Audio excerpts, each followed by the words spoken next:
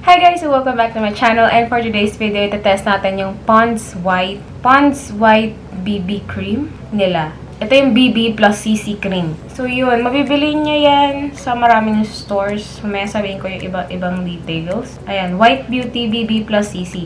So in fairness, may brightening effect talaga siya initially. Mapapansin nyo. Tsaka medyo mali yung shade na in-order ko. Hindi ko kasi binasa yung nasa flash sale. Naka-flash sale kasi siya nung binili ko. So nung nakita ko flash sale, uy mura. Binili. Mali yung shade.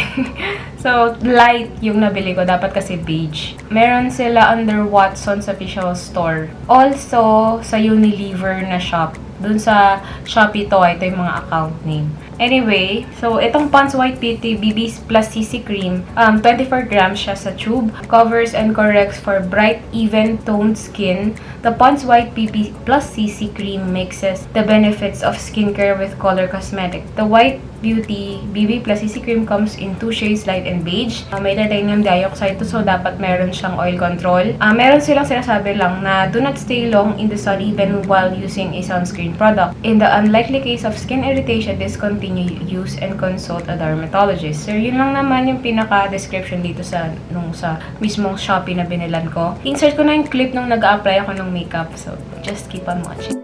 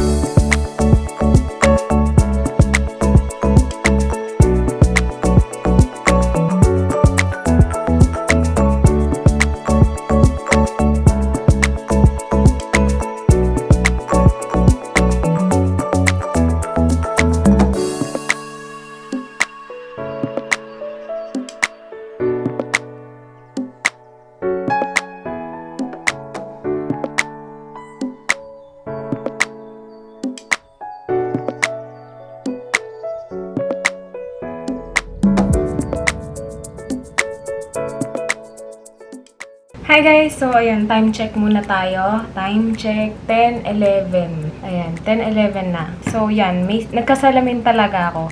Kaso, hindi ko lang magawang magsalamin sa harap ng camera at ng ring light dahil, ayan o, mukha akong merong sa mata. So, ayun. So, tatanggalin ko kasi sinuot ko muna talaga. Hindi ko na muna tinanggal bago ako mag-video. So, para makita nyo kung ano itsura nung output nung nandun nung nakadikit doon sa ilong. Kasi madalas dyan merong formation eklabo. Halos lahat naman. So, ayun. Ayan, makikita nyo.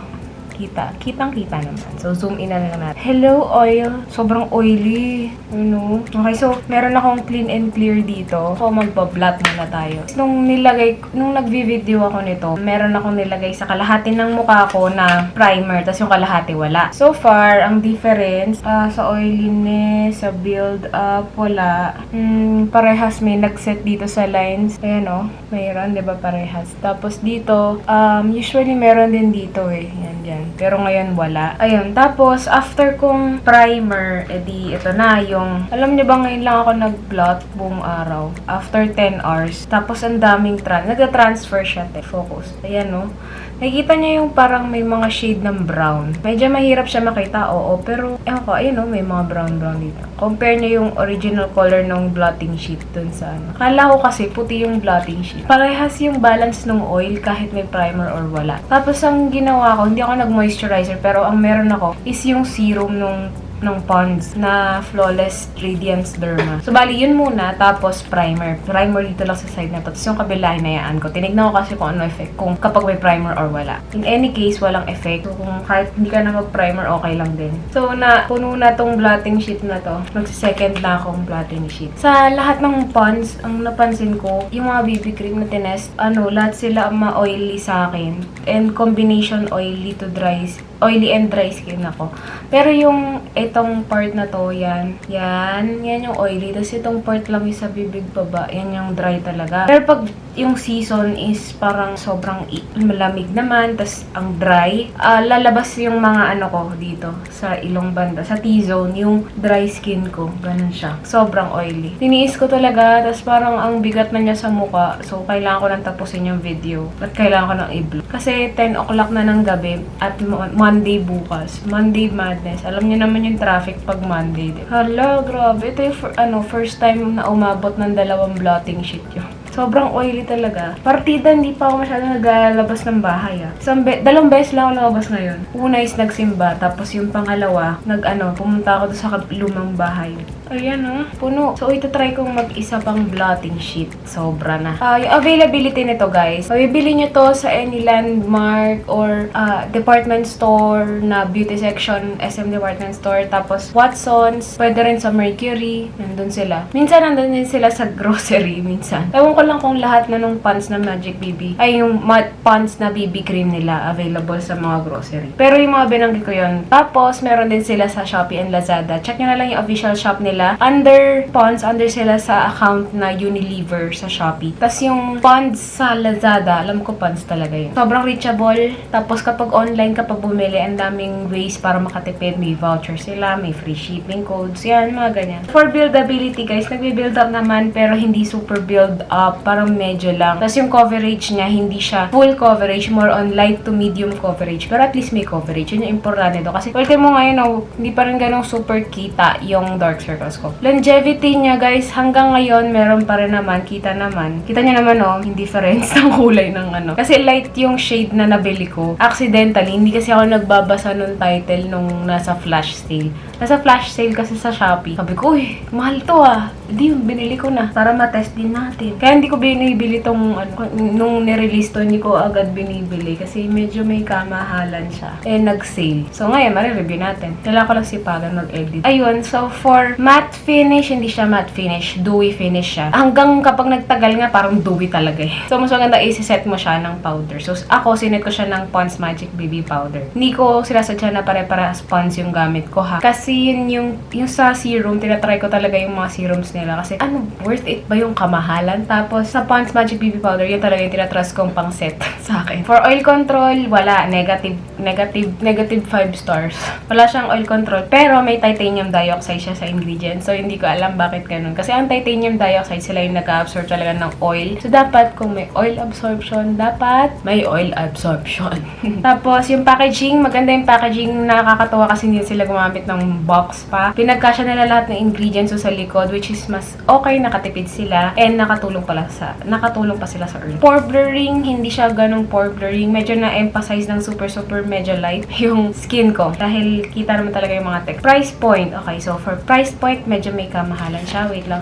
Double check ko lang kung magkano yung original na SRP niya sa shop. Hindi pala to yung mahal. Yung sinasabi ko mga mahal is yung ibang version ng BB cream nila. So ito, retail price is 200 259 pesos. So, in short, 260 pesos. Mura na siya pala. Bakit kaya hindi ko siguro hindi ko masyado napapansin yung Pond's. So, ngayon ko lang siya na-review. Pero anyway, ginawa ko para na-review kahit super late na. So, sale ko kasi siya nabili. Parang, sa sale ko siya nabili. So, okay yung price point pala nito. Nasa tamang range siya. Yung dalawang ibang BB cream ng Pond's, yun ang may kamahalan. Quick drying ba siya? Hindi siya quick drying. Kailangan niyo siyang iset talaga. Tapos, lightweight sa una, in fairness, natutunan ko na. Kasi, yung dalawang tinest kong Pond's BB cream na ibang klase, yung anti-aging tsaka yung flawless derma. Sobrang bigat sa mukha. Pero, ang ginawa ko kasi, meron akong serum and then moisturizer, tapos primer, and then yung mismong BB cream. Yung usual ko kasi ginagawang makeup kung concealer lang, yung usual na concealer kong ginagamit tuwing pang araw-araw kung hindi ako nagte-test ng pang face. Ang ginagawa kong layer sa mukha is serum, moisturizer, primer, tapos yung concealer. So, ganun yung ginawa ko. Kaso, medyo mabigat pala sa mukha pag ginagamit ko yung Pond's BB cream ng may moisturizer. So, kung para sa akin na combination, oily ako. Ngayon, medyo mas light kung i-compare ko sa mga nakaraang araw ng tinetest ko yung ibang Pond's BB cream nila, yung flawless and aging. Pero ito ngayon, nung tinest ko tong BB cream na Pond's White, hindi siya super lightweight. Pero may kabigatan pa rin dahil doon sa feeling ng bigat ng oil ng face ko na nag-accumulate dyan sa pores. Tapos hindi ko binablot kasi gusto kong makita yung sa inyo. Ayan nga, nakatatlong blotting sheet tayo. Puno lahat. Ito yung first time kong gumamit ng makapal na blotting sheet tapos tatlong piraso at puno. Ganun kagrabe yung oil ko. Hindi siguro okay kung mainit na panahon or kung oily ka, ganun. Or pangit. Kailangan nyo ng mattifying primer. I'm not sure. Yun, ganun yung experience sa akin. Yung scent niya mabango siya. May konting fragrance siya. Sa texture, smooth and creamy, madaling i-blend. Para sa akin, mas gusto ko applicator na sponge. Pero kung, since BB cream lang naman to, pwede naman to kahit kamay lang, fingertips, okay. Shade range, dalawang shade lang available, which is yung light and yung beige. Sa lahat ng BB cream ng Pond's, dalawa lagi yung shade for BB cream. Tapos, next is transfer proof. Yes, hindi siya transfer proof. Yes, tapos hindi. So, hindi ko na mapahabain yung video. Talaga nagka-transfer nga pala siya. Take note lang, nagka-transfer siya. Lalo na kung oily skin ka, nagko-accumulate, transfer, dikit sa kahit saan, nagta-transfer. So, yun lang guys. If ever magusto ko yung product na ipa-review, just comment down below. Also, check my social media accounts. Dun lang sa description box below. And if you like this video, please hit that like button and please subscribe to my channel. So, see you in my next video. Bye!